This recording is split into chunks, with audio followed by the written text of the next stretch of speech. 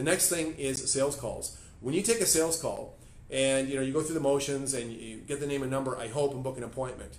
If you book an appointment without a name and number and they don't show up, it was an interested inquiry, but it's not a lead, because if they don't show up, you can't chase them. So on a sales call, getting that name and number is fundamental. On an email, getting to respond is fundamental. So again, internet, until they respond, no lead. Sales call, until you have accurate and confirmed name and number, no lead. It's just an inquiry.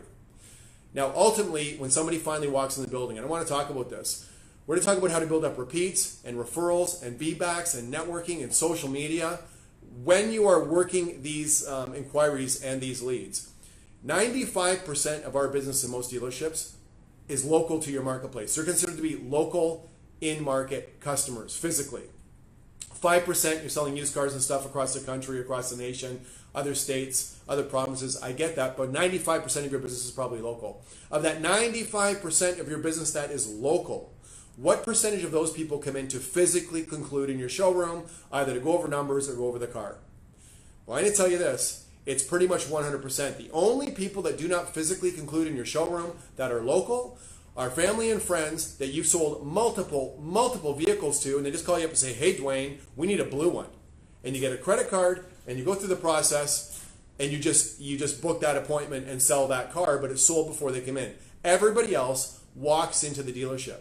Now, once they physically walk in, I don't care if it's a repeat referral, be-back network, social media lead, I don't care. There's two things you have to do, or it's not a lead, it's just an inquiry. Some people might buy a car without a test drive. Nobody's ever bought a car without verifying the numbers. So test drives and numbers, test drives and proposals are fundamental. If your traffic that comes in your showroom, however you generate it, either waiting for walk-ins or generating these appointments yourself, if they don't get a test drive, and if they don't see a proposal of some type, even a ranged quote, but some type of a proposal, they're not in a statistically probable position to buy a car. For some reason, salespeople don't want to take everybody for drives, and for some reason, management doesn't seem to want to give everybody numbers. So be very smart in terms of how you're selecting a vehicle, going for drives, and then walking somebody through a proposal or a credit application, exact numbers, ranges, I don't know, but you absolutely must do test drives.